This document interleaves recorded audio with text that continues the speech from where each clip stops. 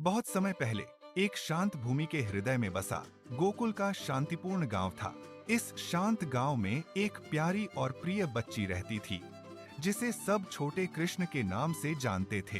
बाल कृष्ण वास्तव में मनमोहक थे। उनकी बड़ी चमकीली आंखें, जिनमें युगों की बुद्धिमत्ता थी। उनके मुलायम घुंघराले बाल एक खूबसूरत मुस्कान से सजे चेहरे पर थे, जो हर दिल को छू लेता था और खुशी लाता था। वास्तव में कृष्ण की उपस्थिति मात्र से ही गांव के सभी लोग खुश और संतुष्ट महसूस करने के लिए काफी थे। एक शांत और खूबसूरत सुबह, हवा में एक हल्की ठंडक भरी हुई थी, जो आने वाले सुखद दिन का वादा कर रही थी। पेड़ों से एक नरम ताजा हवा सरसरा रही थी, जिससे उनकी पत्तियां लयबद्ध झूलों में नाच रही थीं। ऊपर ऊंचाई पर हरे भरे पेड़ों की डालियों में नन्हे पक्षी अपनी सुबह की धुनें गा रहे थे। उनके गीत हवा में गूंज रहे थे। ची ची ची पक्षी गा रहे थे। उनकी मधुर धुनें शांत गांव में गूंज रही थीं। एक आरामदायक घर के अंदर कृष्ण की प्यारी माँ यशोदा अपने दैनिक कामों में लगन से लगी हुई थीं। वह शालीनता से चली, घर को सावधानी से साफ कर रही थी। उसकी हरकतों के साथ एक मधुर गुनगुनाती धुन थी। धुन एक लोरी थी, प्यार का एक गीत जिसे केवल एक माँ ही गुनगुना सकती थी। घर को प्यार से भर देती थी। पास ही ठंडे फर्श पर नन्हा कृष्ण बैठा था। उसकी निगाहें उसकी व्यस्त माँ पर टिकी हुई थीं।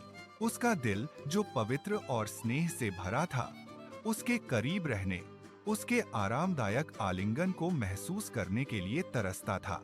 कृष्ण अपनी माँ से बहुत बहुत प्यार करते थे और वह उनके पास पहुँचने के लिए तरस रहे थे। अपने नन्हे चेहरे पर दृढ़ संकल्प के साथ कृष्ण ने धीरे से अपने छोटे मुलायम हाथों को जमीन पर रखा। उसने अपनी ताकत जुटाई। फर्श पार करने के अपने छोटे से साहसिक कार्य के लिए तैयार हो गया। फिर हल्के से धक्का देकर वह यशोदा की ओर धीरे धीरे रेंगने लगा। रेंगना, रेंगना, रेंगना। उसकी यात्रा शुरू हुई, जो उसकी माँ के स्पर्श की बढ़ती इच्छा का प्रमाण थी। जैसे ही वह चला, उसके टखनों में सजे छोटे छोटे पायल मधुर छनकने वाली आवाजें कर रहे थे, जो उसके प्रयासों के साथ एक मधुर संगीत की तरह लग रही थीं। उसके प्यारे घुंघराले बाल हर हरकत के साथ उछल रहे थे, जिससे उसकी चाल में और भी आकर्षण आ रहा था। हालांकि यशोदा अपने काम में गहराई से तल्लीन थी। उनका ध्यान अपने कामों पर केंद्रित था।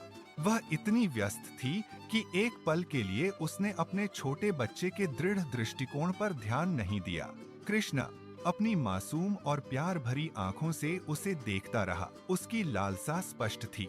सबसे बढ़कर वह चाहता था कि उसकी माँ उसे देखे, उसे उठाए और उसे कसकर गले लगाए। इस गहरी इच्छा से प्रेरित होकर उसने अपनी गति तेज कर दी। अब थोड़ा और तेजी से रेंगने लगा। उसकी छोटी टांगें और बाहें और कड़ी मेहनत कर रही थीं, उसे नई ऊर्जा के साथ आगे बढ़ा रही थीं। अंत में एक लंबी यात्रा के बाद वह अपनी प्यारी माँ के पास पहुंचा। यशोदा की बहती साड़ी का बिल्कुल सिरा कृष्ण ने अपने नन्हे हाथ से कोमलता से पकड़ा। यशोदा अपने काम के बीच में अचानक अपने वस्त्र पर एक छोटा अप्रत्याशित खिंचाव महसूस हुआ। जिज्ञासु होकर उसने अपने काम रोक दिए और धीरे से नीचे देखा कि कोमल खिंचाव का कारण क्या था। और वहीं था उसका प्यारा सा कृष्ण, उसकी साड़ी पकड़े हुए। उसका चेहरा एक प्यारी सी मुस्कान से दमक रहा था। उसे देखकर इतना मासूम और प्यार करने वाला तुरंत उसके दिल को स्नेह की एक भारी लहर से पिघला दिया। एक खूबसूरत पल के लिए उसकी सारी चिंताएं और काम दूर हो गए। उनकी जगह शुद्ध, मिलावट रहित प्यार ने ले ली।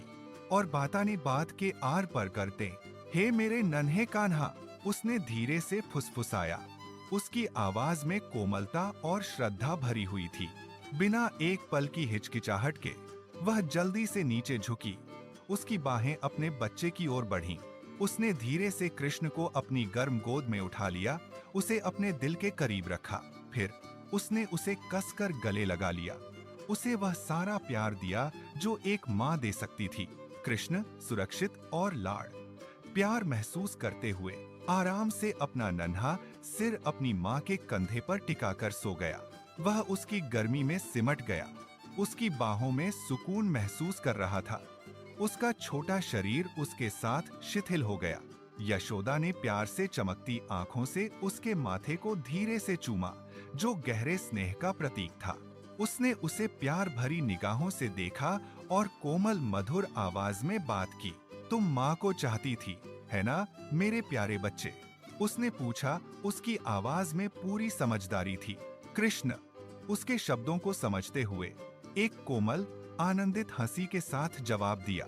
उसकी हंसी छोटी घंटियों जैसी थी, जो हवा में खुशी की संक्रामक ध्वनि से भर देती थी। आरामदायक घर के बाहर पक्षी अपना मधुर गायन जारी रखे हुए थे। उनकी धुनें हवा में गूंज रही थीं। हल्की हवा अभी भी धीरे धीरे बह रही थी, पत्तियों को सरसरा रही थी और गांव की मीठी आवाजें ले जा रही थी। अंदर गोकुल का घर अब माँ के असीम प्रेम से पूरी तरह भर गया था। यह उसके प्यारे कृष्ण की शुद्ध, मासूम और मधुर हंसी से भी भरा हुआ था। माँ और बच्चे के बीच वह सरल फिर भी गहरा क्षण एक जादुई माहौल बना गया। प्यार से प्रेरित एक छोटा बच्चा अपनी माँ की ओर रेंगता हुआ साधारण को असाधारण में बदल चुका था। इस खूबसूरत बातचीत ने पूरे घर को अविश्वसनीय गर्मजोशी से भर दिया। यह एक ऐसी गर्माहट थी जो उनके दिलों के सबसे गहरे कोनों से निकलती थी, सब कुछ अपने में समेट लेती थी। हवा में एक महसूस करने योग्य प्यार भरा हुआ था, जो उनके अटूट बंधन का एक मूक प्रमाण था, और उन पर खुशी की एक जबरदस्त भावना छा गई। एक ऐसा आनंद जो सरल और गहरा दोनों था। यह एक ऐसा क्षण था जिसने बिना एक शब्द कहे बहुत कुछ कहा। मातृ प्रेम का एक आदर्श चित्र। कृष्ण की फर्श पर छोटी सी यात्रा ने अपार खुशी और जुड़ाव लाया। यह एक अनुस्मारक था कि सबसे बड़े खजाने अक्सर सबसे सरल इशारों में पाए जाते हैं। यह घर जो कभी सिर्फ एक निवास स्थान था, स्नेह और संतोष का अभयारण्य बन गया। और इस तरह माँ के प्यार और बच्चे की मासूम खुशी की चमक में नहाया हुआ वह दिन जारी रहा।